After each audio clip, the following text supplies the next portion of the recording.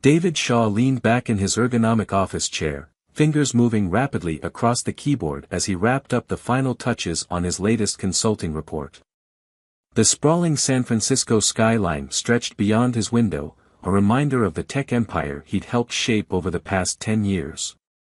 At 35, David was on top of the world, a self-made millionaire whose sharp intellect and tireless work ethic had carried him from modest beginnings all the way to the heights of Silicon Valley. As he hit send on the email to his latest Fortune 500 client, a slight smile of satisfaction crept across his face. Another 7-figure deal in the bag. Not that anyone could guess it by looking at him. His casual button-down and jeans set him apart from the designer-clad crowd in his field. And the beat-up Ford pickup he parked in the garage stuck out like a sore thumb amidst the gleaming rows of Teslas and BMWs. David preferred it that way. Humility and discretion were lessons he'd learned early on, especially from his mother back in Boise. The memory of her weary face after yet another double shift was still etched into his mind. They hadn't had much, but she'd always made sure he had everything he needed to succeed. "You don't have to show off to prove your worth, David," she used to say. "Let your actions do the talking." It was advice that had stayed with him, even as his bank account swelled to impressive numbers. After all, what was the point of flaunting wealth if it couldn't buy the things that really mattered? The buzz of his phone snapped him out of his thoughts. A text from Laura. "Dinner at the Parkers tonight. Don't forget." David sighed, feeling a familiar tension creeping into his shoulders. These dinners with Laura's friends always left him feeling drained. He would have much preferred a quiet evening at home with his wife, but lately, she'd been pushing for more social outings, maybe hoping to steer him towards a more extravagant lifestyle. As he packed away his laptop, David's thoughts wandered back to the early days of their relationship. Laura had been a breath of fresh air, vibrant, driven, and full of life, pulling him out of his work-obsessed routine. He still felt a warm flutter in his chest when he remembered how excited she'd been when he proposed. But recently, that spark seemed to have faded, replaced with a restlessness he couldn't quite put his finger on. The drive home was surprisingly smooth, the notorious Silicon Valley traffic giving him a rare break. As David pulled into the driveway of their modest suburban home, he saw Laura through the window, pacing back and forth on her phone. Even from the car, he could tell she was agitated. He hadn't even fully stepped inside before Laura turned towards him, her perfectly manicured nails tapping impatiently against her phone case. "There you are. I was beginning to think you forgot," she said, her tone clipped. David raised an eyebrow. "I'm home an hour early, Laura." She waved a hand dismissively. "Well, we need to leave in 30 minutes if we're going to be on time. The Parkers just moved to that new place in Los Altos Hills, remember?" "Right," David replied, doing his best to keep the exhaustion from seeping into his voice. "Let me just grab a quick shower and change." Laura's eyes narrowed as she eyed his worn jeans and scuffed-up work boots. "Please tell me you're not planning on wearing that old flannel shirt again. This is an important dinner, David," Jason just made partner at his law firm. "We need to make a good impression." David swallowed the retort that was on the tip of his tongue. There wasn't much point in reminding her that his shabby clothes had never stopped him from landing multi-million-dollar contracts. Instead, he gave a small nod and headed upstairs. "Oh, and honey," Laura called after him, her voice taking on a sugary tone. "Maybe we could take my car tonight? The truck's a bit noticeable for that neighborhood." David felt his jaw tighten but managed to force out a calm, "Sure," before disappearing into the bedroom. As the hot water pounded against my back, I tried to shake off the irritation building inside me. Laura didn't mean any harm, she always wanted what she thought was best for us, even if her idea of best felt stifling at times. 25 minutes later, we were cruising down the 280 in her sleek Audi, bought with my money, of course, though it was registered in her name. I had to admit, the leather seats were a lot more comfortable than the worn-out upholstery in my old truck. Laura chattered away, filling me in on the latest gossip from the neighborhood, who was feuding with whom, which couples were on the brink of divorce. I made the right sounds to show I was listening, but my mind was already dreading the small talk that lay ahead. The Parkers' new home was every bit as over-the-top as I'd imagined. A massive Mediterranean-style mansion sat perched on a hillside, surrounded by manicured gardens, and boasting a fountain in the circular driveway. I could almost feel Laura buzzing with excitement beside me. "Can you believe this place?" she whispered as we approached the ornate front door. "Jason said they got it for a steal, only $8 million. Can you imagine living somewhere like this?" I bit my tongue, resisting the urge to point out that I could easily buy this house 10 times over without blinking. Instead, I plastered on a polite smile as the door swung open, revealing our hosts. "David, Laura, so glad you could make it." Melissa Parker greeted us, air-kissing both of us with the scent of expensive perfume lingering in her wake. Her husband, Jason, stood behind her with a wide, toothy grin and the kind of tan only California can offer. Come in," Melissa urged, leading us inside. "Dinner's almost ready, but Jason was just about to give everyone the grand tour. You've got to see the wine cellar, it's incredible." The next hour blurred by in a parade of high ceilings, marble countertops, and custom-made furnishings. I smiled and nodded at all the right moments, but it was hard to ignore the way Laura's eyes lit up at each new extravagance. The longing in her gaze was impossible to miss. Finally, we settled around a massive dining table that probably cost more than some people made in a year. Conversation flowed easily, helped along by several bottles of wine Jason was more than eager to showcase. "So, David," Jason said, cutting into his Wagyu beef. "Laura tells us you're in tech consulting. How's business these days?" I shrugged, keeping my response humble. "Can't complain. There's plenty of work to go around in the valley." "I'll bet," Jason chuckled.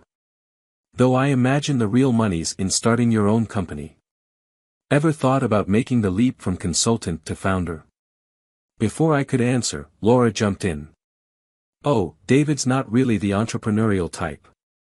He prefers the stability of consulting." There was something in her tone, disappointment, maybe? Embarrassment?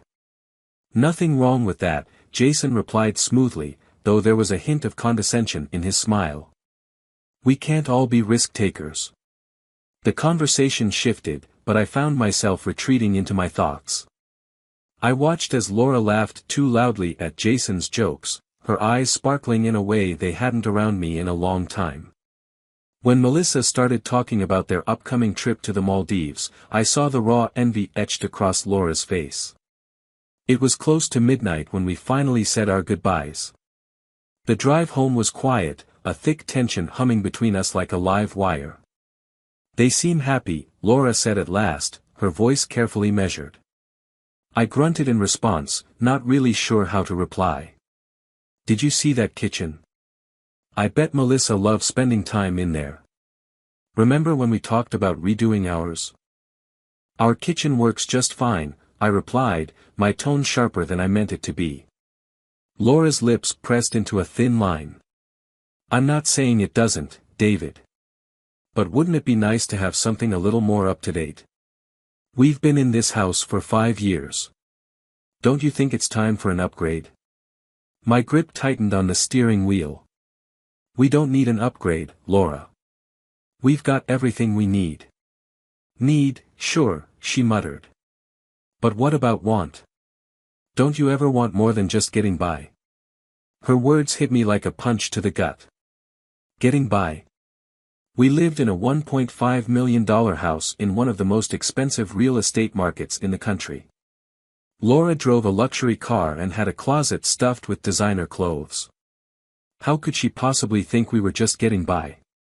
Of course, she had no idea how much money we really had. I'd always kept my finances private, not wanting wealth to change our relationship. Now, I was starting to wonder if that was a mistake. The rest of the drive was thick with silence. By the time we pulled into the garage, my patience was hanging by a thread. "I'm going to bed," I said as soon as we stepped inside. Early meeting tomorrow. Laura's face fell. Already? I thought maybe we could talk about.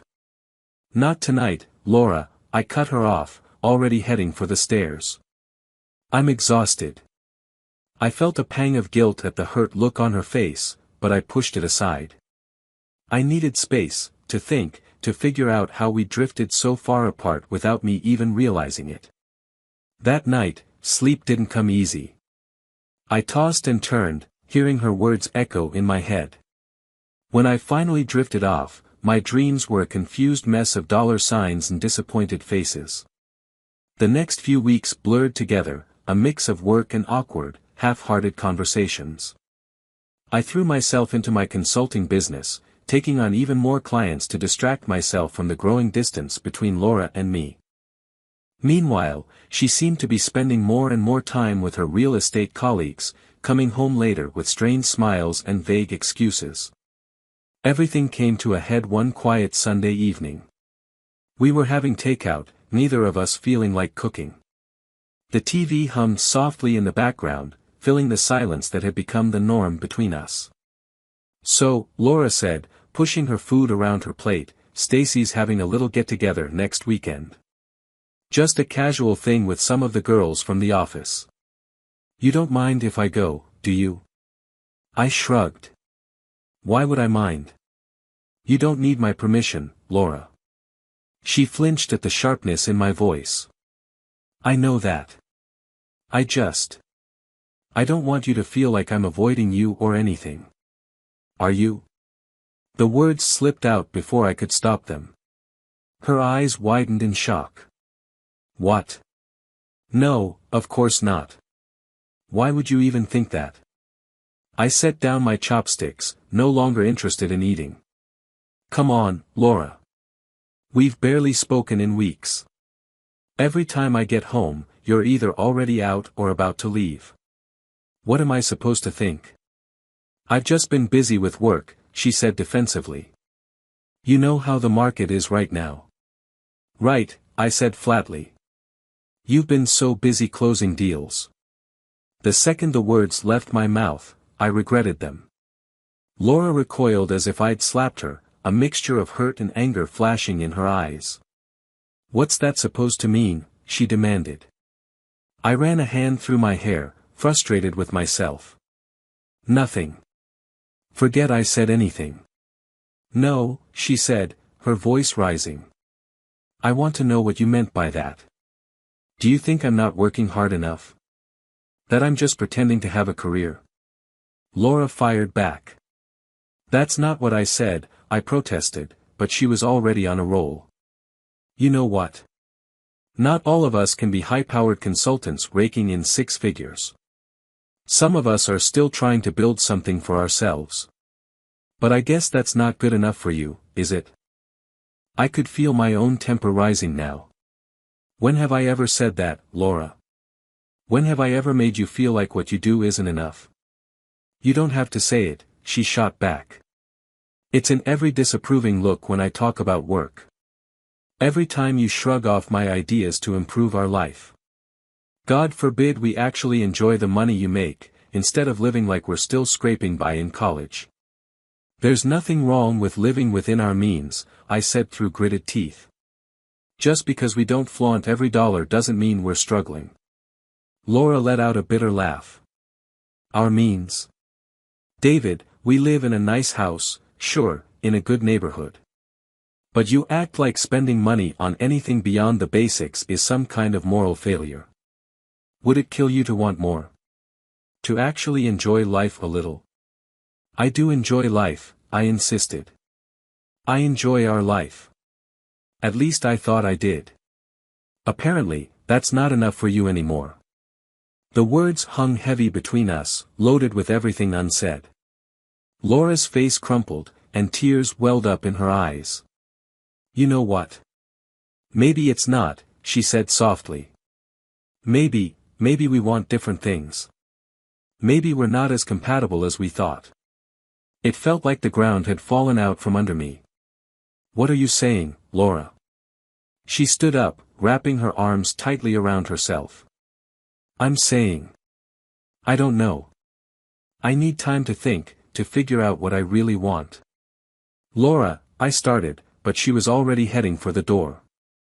I'm going to stay with Stacy for a few days, she said without looking back. I think we both need some space to figure things out. Before I could even process it, she was gone.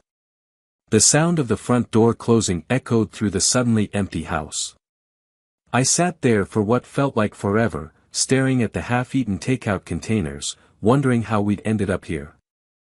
Part of me wanted to chase after her, to tell her everything, about the real state of our finances, about the millions sitting in offshore accounts she didn't know about. But then another part of me, the part that remembered my mother's lessons about the true value of things, held me back. If all it took to make Laura happy, to make her stay, was money, was that really a marriage worth fighting for? The next few days passed in a fog. I went through the motions at work, my usual sharp focus blurred by the endless replay of our argument in my head. A dozen times a day, I picked up my phone, half writing messages to Laura, only to delete them before sending. On the fourth day, I came home to find her waiting for me, a small suitcase at her feet. For a brief moment, my heart leapt, thinking maybe she'd changed her mind. But the tight line of her mouth told me otherwise. We need to talk, she said, and in that instant, my world came crashing down. What followed was one of the most surreal conversations of my life. Laura, alternating between anger and tears, laid out all of her frustrations. How she felt trapped by our modest lifestyle.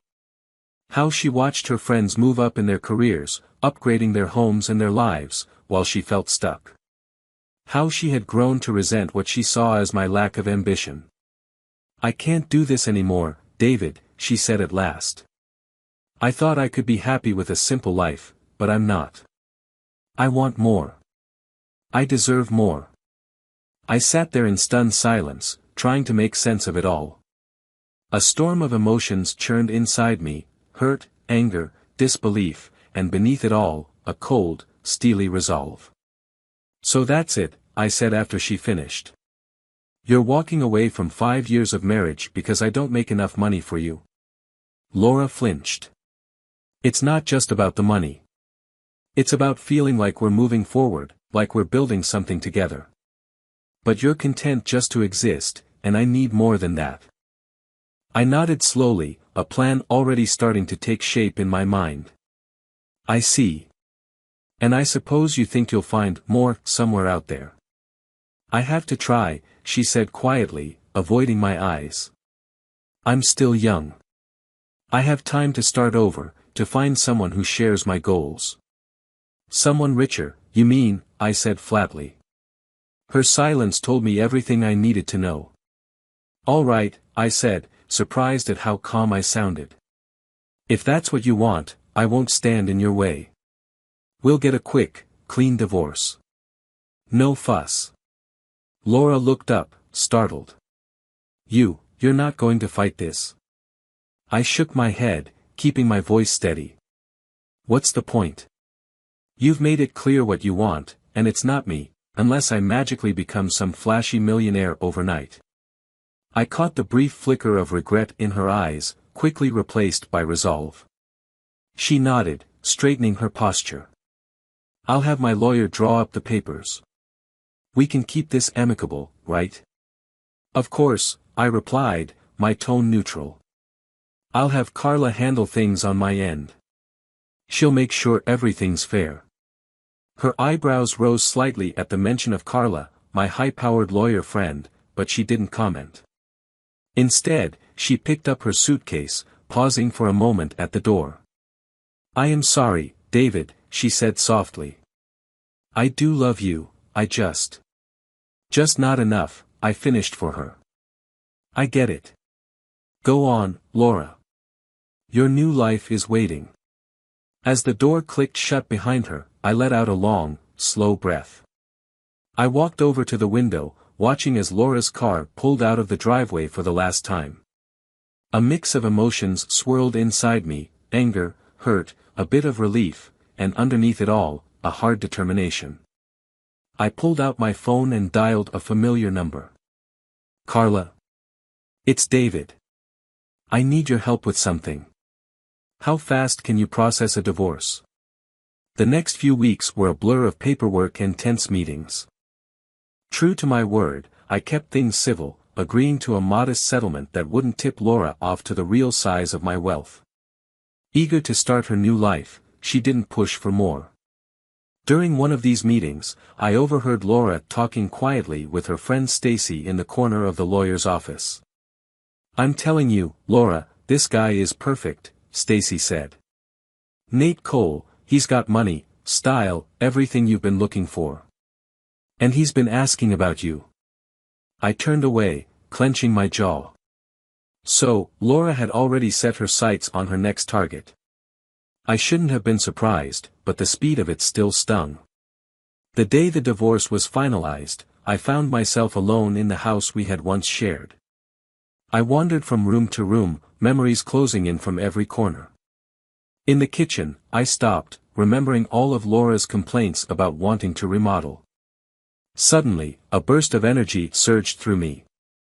I grabbed a notepad and began sketching out plans for a complete renovation.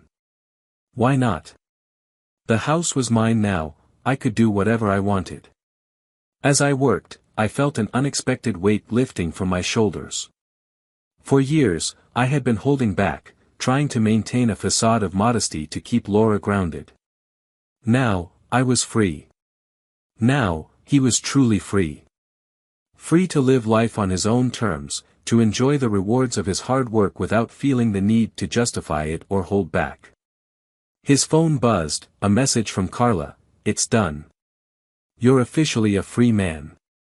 David smiled to himself as a plan began to form. He'd give Laura exactly what she'd wanted, a glimpse of the wealthy lifestyle she had been chasing.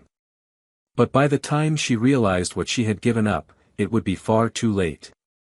He opened his laptop and fired off a series of emails to his financial advisors. It was time to start making some very public investments. He'd let rumors of his sudden success spread, ensuring they eventually reached Laura's ears, always secondhand, always just out of reach. As night fell, David stood at the window, staring out at the Silicon Valley skyline, raising a glass of whiskey in a silent toast. To new beginnings, to sweet revenge, and to the lesson Laura's about to learn the hard way: be careful what you wish for. Little did David know, the wheels of fate were already turning. Across town, Laura was on her first date with Nate Cole, entranced by his charm and apparent wealth. She had no clue that the life she was stepping into was as fragile as a house of cards or of the storm looming on the horizon. David's phone buzzed again with a news alert, this time about a rising star in the tech world, him. He couldn't help but smile, a cold gleam of determination in his eye. The game was on. Weeks passed since the divorce, and David found himself settling comfortably into a new routine. His days were packed with work, while his evenings were filled with the quiet satisfaction of finally living life on his own terms. The kitchen remodel was moving along, and he'd started making appearances at high-profile tech events, carefully crafting his new public image. One crisp morning, as he enjoyed his coffee on the patio, his phone buzzed again. The number was unfamiliar, but curiosity got the better of him. "David Shaw speaking," he answered, his tone neutral. "David?" The voice on the other end was shaky and hesitant. It took him a moment to recognize it. "Laura." He worked to keep the surprise out of his voice. "What do you want?" Can we talk? Please. I need to see you." Her desperation was obvious, practically dripping through the phone. David's first instinct was to hang up, but something colder, curiosity, perhaps, stopped him. This could be interesting. "Fine," he said, his voice flat. "The cafe on 3rd Street. 1 hour." He arrived early, choosing a table where he could clearly see the entrance. Right on time, Laura walked in, and David had to stop himself from gasping. She looked awful, her hair disheveled, dark circles under her eyes, and her once pristine designer clothes wrinkled and unkempt. This was not the polished, ambitious woman who had walked out on him. She slid into the seat across from him, her hands fidgeting nervously with her purse. "Thank you for meeting me," she said quietly. David leaned back in his chair, his face unreadable. "What do you want, Laura?" She took a deep breath. I made a huge mistake, David. Everything's falling apart. Nate, he's not who I thought he was. We're drowning in debt, and I miss the stability we had. I miss you." David raised an eyebrow. "Stability?" He couldn't help but scoff. "That's rich coming from you. Wasn't our life too boring? Too modest for your tastes?" Laura winced. I know. I was stupid. I thought I wanted all the flash and excitement. But now." She trailed off, looking lost and defeated. "Now what?" David pressed on, his voice steely. "Did you think you could just crawl back, and I'd welcome you with open arms?" "No, I hoped." Laura's voice faltered. "God, David, I don't even know what I hoped." Tears brimmed in her eyes. "I just know that walking away from you was the biggest mistake of my life." I studied her for a long moment. Part of me, a part one wasn't proud of, took a dark satisfaction in seeing her like this, so broken. But mostly, I felt nothing. The woman sitting across from me was a stranger, someone I had no desire to know anymore. "Laura," I said slowly, choosing my words carefully. "I make $1.5 million a year." The color drained from her face. What? "No, that can't be. You never." I didn't think it mattered, I cut her off, my voice cold and detached. "You left without ever really knowing me, without even bothering to look beyond the surface." Her mouth opened and closed, but no words came out. She looked as if I'd slapped her. "Why didn't you ever say anything? Why did we live so modestly?" she stammered. I let out a humorless laugh. "Because money isn't everything, Laura. I thought you understood that once. Clearly, I was wrong." She leaned forward, her voice trembling. "We can fix this, can't we? I was wrong. I was so stupid. I didn't know. Please, David, give me another chance." I looked at her, really looked at her, and all I saw was desperation and regret. But I didn't feel any anger or satisfaction. Just a deep, bone-weary exhaustion. "You already made your choice, Laura," I said quietly. "I'm not a second option. I'm not a safety net. And I'm certainly not a fool." Before she could respond, a man's voice cut through the tension. "Laura, what's going on here?" I looked up to see a tall, sharply dressed man approaching the table. Even without an introduction, I could tell this was Nate Cole. The flashy watch, the too white smile, it all screamed new money and bad decisions. Laura's eyes widened in panic. "Nate, this isn't, we were just." I stood, gathering my coat. "I'll let you two figure it out," I said calmly, offering Nate a bland smile. "Good luck. You're gonna need it." As I walked away, I heard Laura's frantic attempts to explain and Nate's growing frustration. I didn't look back. Oddly, the encounter left me feeling energized. I threw myself into my work with a new vigor, taking on high-profile clients and making a name for myself in the tech world. Soon, my name was popping up in industry publications, and whispers of my success were spreading like wildfire through Silicon Valley. It was at one of these industry events that I met Chloe Adams. She was giving a presentation on innovative software development techniques, and I found myself captivated, not just by her ideas, but by her down-to-earth attitude. After her talk, I approached her during the networking mixer. "Impressive presentation," I said, offering my hand. "David Shaw." Chloe's handshake was firm, her smile warm. "Chloe Adams. And thanks. I was worried I'd put everyone to sleep with all that technical jargon." I chuckled. Far from it. Your ideas on agile development are fascinating. I'd love to hear more about how you're applying them in real-world scenarios. We slipped into easy conversation, talking shop and sharing industry stories. I was surprised at how much I enjoyed the interaction. It had been a long time since I'd connected with someone on an intellectual level like this. As the evening wound down, I found myself hesitant to end the conversation. Listen, I said, I know this might be a bit forward, but would you like to grab coffee sometime? We could continue this discussion in a less corporate setting. Chloe tilted her head, considering. You know what? I'd like that. But just so you know, I'm not interested in climbing any corporate ladders or latching onto the next big thing. If that's what you're after, I'll save us both some time. For the first time in a while, I felt a genuine smile spread across my face. Chloe, that might be the most refreshing thing I've heard all year. What started as a casual coffee date soon stretched into dinner, which then turned into long walks, where they talked about everything from coding philosophies to their favorite books. For the first time in a long while, David found himself opening up in ways he never had with Laura. He talked about his upbringing, his mother's influence, and his real thoughts on wealth and success. Chloe, in return, shared her journey, her love for coding and her dream of using technology to make a meaningful impact. She was smart, compassionate, and wonderfully indifferent to any show of wealth. Weeks turned into months, and David realized he was happier than he had been in years. He and Chloe were a perfect match, challenging and supporting each other in equal measure.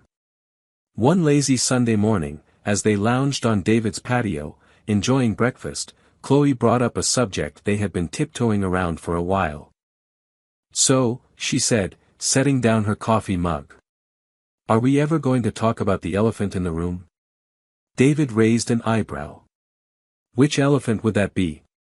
Chloe rolled her eyes playfully. The one where you're obviously some kind of secret millionaire, but you live like a regular person. Don't get me wrong, I love that about you, but I'm curious about the story there. David was quiet for a moment, organizing his thoughts. Then, slowly, he began to tell her everything, his childhood, his relationship with Laura, and why he had chosen to keep his wealth under wraps. When he finished, Chloe reached across the table and gently took his hand. Thank you for trusting me with that, she said softly. That can't have been easy. David squeezed her hand in return. Oddly enough, it was. That's how I know this is different. It's real. Chloe smiled, a mischievous sparkle in her eyes. Well, in that case, I have a confession to make too. David's heart skipped a beat. Oh. I've been secretly hoping you'd offer to fund my startup idea, she said, keeping a straight face. Then, she burst out laughing at the shocked look on his face. I'm kidding. Oh my God, your face. David joined in, laughing harder than he had in years.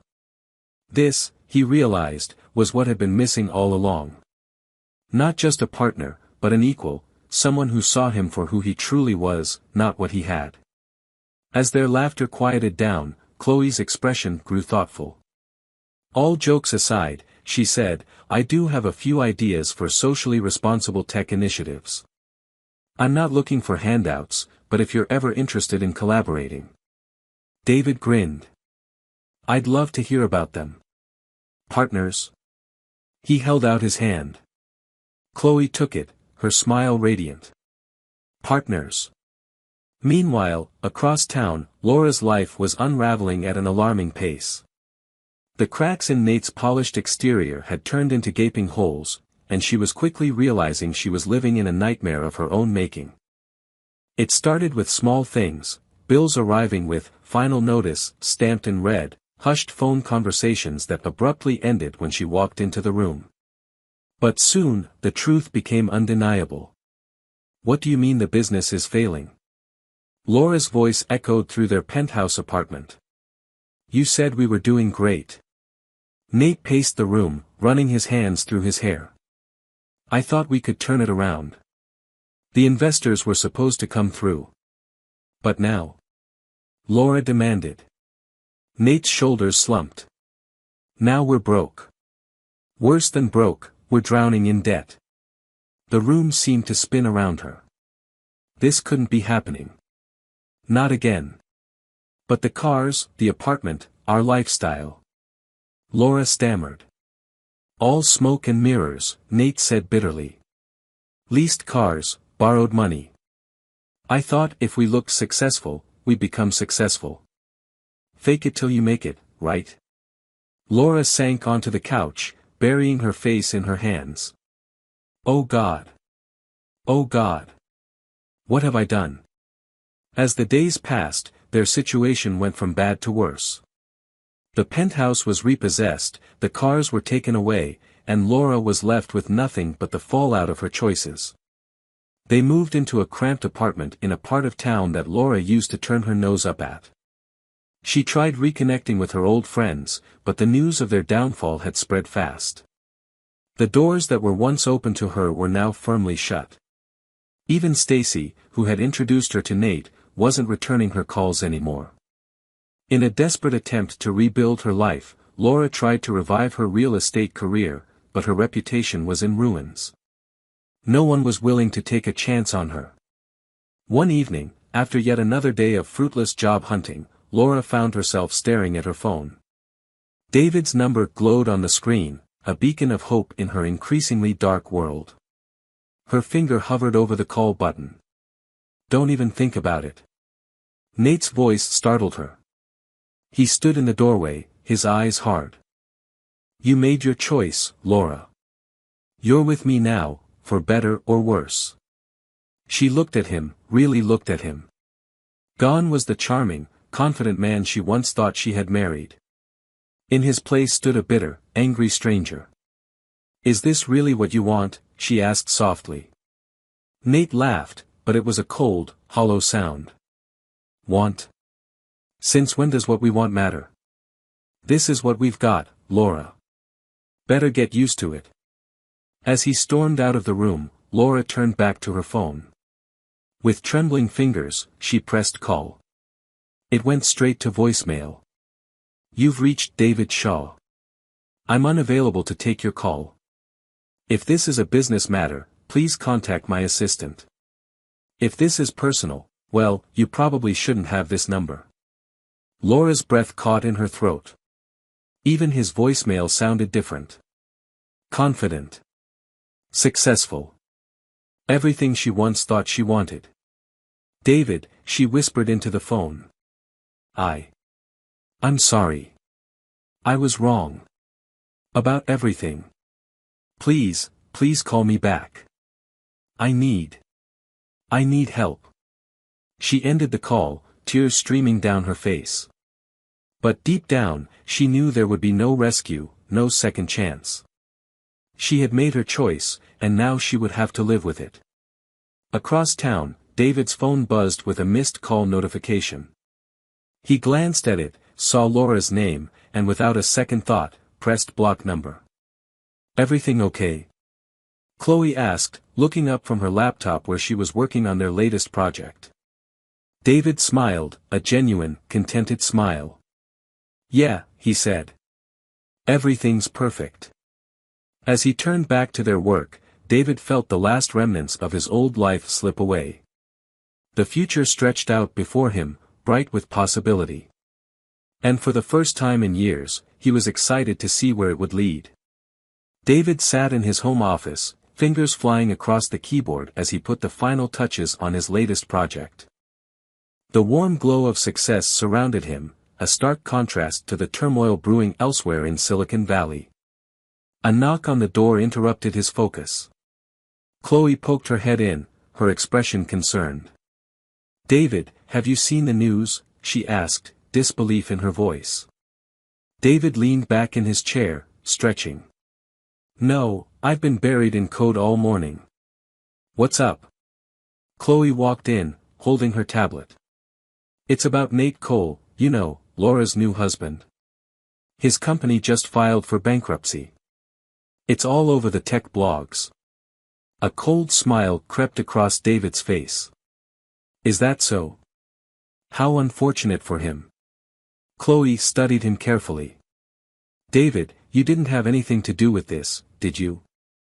David met her gaze, his expression steady. Let's just say I made a few strategic moves in the business world. If those moves happen to impact Mr. Cole's company, well, that's just how the game is played, isn't it? David said, his tone casual. David, Chloe responded, a mix of admiration and concern in her voice. What exactly did you do? David stood up, walking over to the window that overlooked the San Francisco skyline. I may have used some of my connections to ensure that Cole's company got blacklisted from key financial networks. Made it almost impossible for him to secure the funding he needed to keep his house of cards from collapsing. Chloe's eyes widened. That's ruthless. David turned back to face her, his expression firm. It's business, Chloe.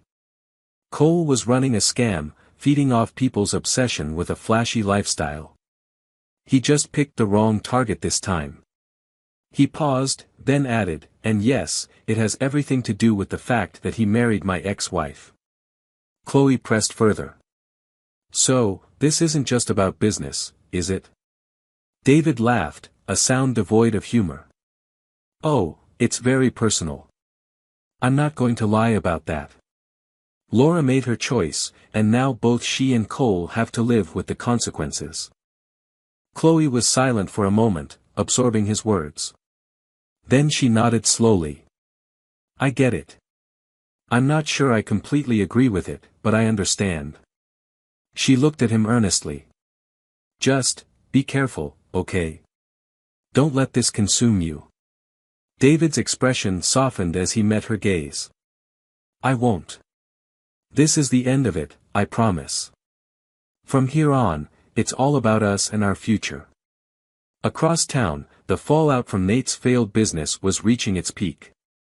Laura paced around their tiny apartment, her phone pressed to her ear. What do you mean, there's nothing left, she hissed into the receiver. There has to be something. Nate's voice crackled on the other end, full of frustration and defeat. It's gone, Laura. Everything. The business, the savings, everything is wiped out. Laura collapsed onto the warm couch, her free hand clutching her hair. How could this happen?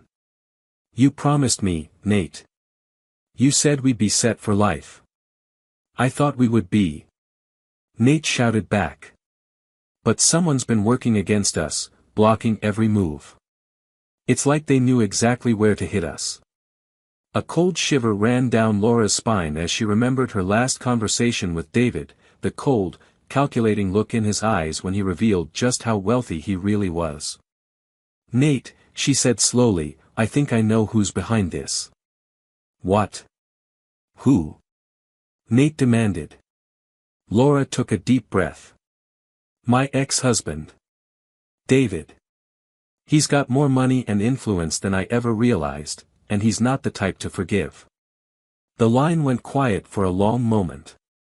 When Nate finally spoke, his voice was low and simmering with anger. You're telling me this now? After everything's gone to hell? Jesus, Laura, what else haven't you told me? The line went dead. Laura stared at her phone, tears welling up in her eyes. How had everything gone so wrong? Days passed, and their situation became even more desperate. Bill collectors called constantly. The fridge was often empty. Laura found herself doing something she never imagined, scanning the want ads for any job that would take her. One evening, as she sat at the small kitchen table, circling potential leads in the newspaper, Nate stormed in, his clothes rumpled and his eyes wild. Pack your bags, he barked, heading toward the bedroom. Laura jumped up, confused. What? Nate, what's going on? He was throwing clothes into a suitcase without care. We're leaving. Tonight. I've got a lead on a fresh start in LA. An old buddy says he can set me up with something there. LA? Laura blinked, struggling to keep up. You can't be serious. We're just going to run off. Nate spun around, anger flashing in his eyes. What do you think, Laura? You think we have any other choice? We're broke. Everything's gone because you didn't even know who your ex-husband really was. Laura flinched, as if she'd been struck. That's not fair. I didn't know. You should have known. Nate roared. You were married to the guy. I can't believe I was such an idiot. I thought I'd landed a meal ticket. But instead, I ended up with a clueless gold digger who couldn't even pick the right mark. The words hung in the air between them, ugly and raw. Laura felt something inside her snap. Is that all I am to you? She asked, her voice quiet but sharp as steel. A meal ticket? Nate's anger deflated a little, and he ran a hand through his hair. No, look, I'm sorry. I didn't mean that. I'm scared, Laura. Everything's falling apart, and I don't know how to fix it. She looked at him, really looked at him. The confident, charming man she had once fallen for was gone, replaced by a desperate, broken shell. She made her decision. Go, she said softly. Nate blinked, confused. What? Go to LA, make your fresh start. But I won't be coming with you. Laura, don't be stupid, Nate pleaded, stepping toward her. We're in this together. For better or worse, remember. Laura shook her head, a sad smile touching her lips. No, Nate.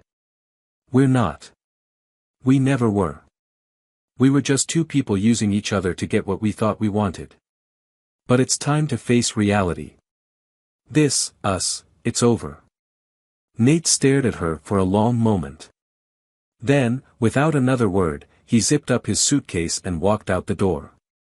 Laura listened as his footsteps faded down the hallway, waiting until she heard the elevator doors close.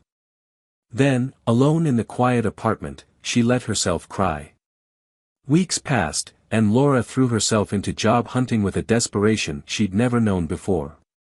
She swallowed her pride and accepted a receptionist position at a small real estate firm, a far cry from her dreams of being a top agent. But it was a start. She downsized her life even further, moving into a tiny studio apartment in a less desirable part of town.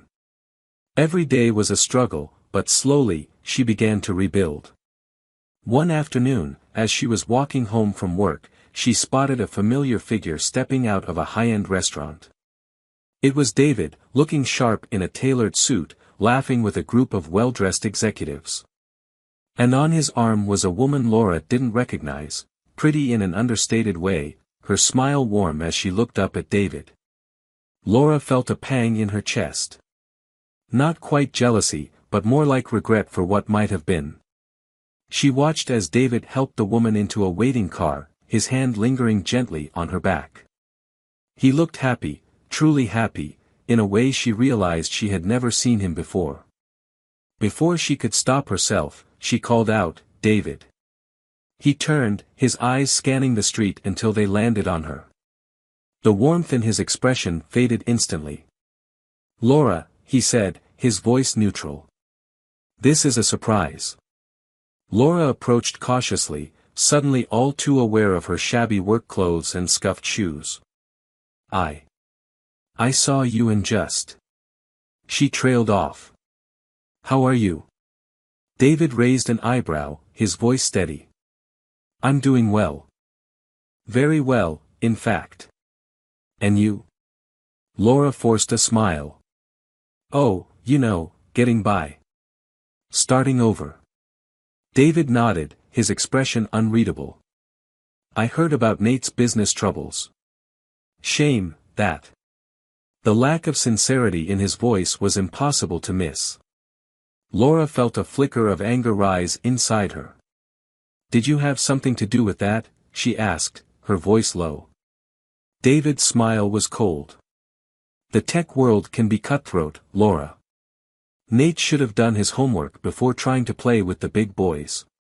"You ruined us," Laura hissed. "Was that your plan all along? To watch us crash and burn?" David's tone remained calm, unaffected. I didn't ruin anyone, Laura. I simply let the consequences of your choices play out. You wanted flash and excitement, didn't you? Well, this is where that path led. Tears pricked at Laura's eyes. I made a mistake, David. I know that now. I'm sorry. For everything. For a moment, something flickered in David's eyes, a glimmer of the man Laura had once known. But it vanished as quickly as it appeared, replaced by a cool indifference. Your apology is noted, he said flatly. But it changes nothing. You made your choice, Laura. Now you have to live with it, just like I've had to live with mine. David, please, Laura pleaded, her voice desperate. I'm struggling. I could use some help, just to get back on my feet. David let out a humorless laugh. Help? From me? I'm not your safety net, Laura. I'm not your second choice. In fact, I'm not anything to you anymore, and that's exactly how I plan to keep it. He turned to leave, but paused, looking back at her. Word of advice. Stop looking for someone else to solve your problems. Learn to stand on your own 2 feet for once. It might actually do you some good. With that, he walked away, leaving Laura standing alone on the sidewalk, the chasm between their lives now painfully clear. Back home, David found Chloe waiting for him, a concerned look on her face. I saw you talking to Laura, she said softly. Are you okay? David sank onto the couch beside her, suddenly feeling drained. Yeah, I'm fine. It was strange seeing her like that. Chloe took his hand. Do you regret it? What you did to Nate's company? David was quiet for a moment, thinking. Then he shook his head. No, I don't. They made their choices. I just ensured those choices had consequences. And now? Chloe asked, gently pressing. David looked at her, really looked at her. He saw the concern in her eyes, but also love. Real, unconditional love. Yes, he said firmly. It's over. Laura, Nate, all of it, that's the past. You're my future, Chloe. You and the life we're building together. Chloe smiled, leaning in to kiss him softly. Good, because I've got some news. David raised an eyebrow. Oh. Chloe's grin widened. Remember that socially responsible tech initiative we've been working on? Well, I just got word. We've secured full funding. We're a go for launch. David felt a genuine smile spread across his face. This was what truly mattered. Not revenge, not old scars, but creating something meaningful. Something that could make a real difference. Partner, he said, pulling Chloe close. I think we've got work to do. As they huddled over Chloe's laptop, excitedly planning the next steps for their new venture, David felt a deep sense of peace settle over him. He'd walked through fire, faced his demons, and come out stronger on the other side. Kim, Nate, the hurt of the past, it all faded into insignificance compared to the bright future ahead. He'd learned his lessons, paid his dues, and now it was time to truly live. Epilogue. Months later, David sat in his home office, sipping his morning coffee as he scrolled through the day's news. A small headline caught his eye, a notice of foreclosure on an apartment in a rundown part of town. The name on the notice? Kimberly Bowers Cole. For a moment, David's finger hovered over the trackpad, tempted to dig deeper. But then, he heard Chloe's laughter from the kitchen, smelled breakfast cooking, and realized he didn't care. Not anymore. He closed the browser window and stood, stretching. It was a beautiful day, full of possibility, and he had far better things to do than dwell on the past. As he joined Chloe in the kitchen, pulling her into a warm embrace, David knew with absolute certainty that he had made the right choice. This was his second chance, his new beginning, and he wasn't going to waste a single moment of it.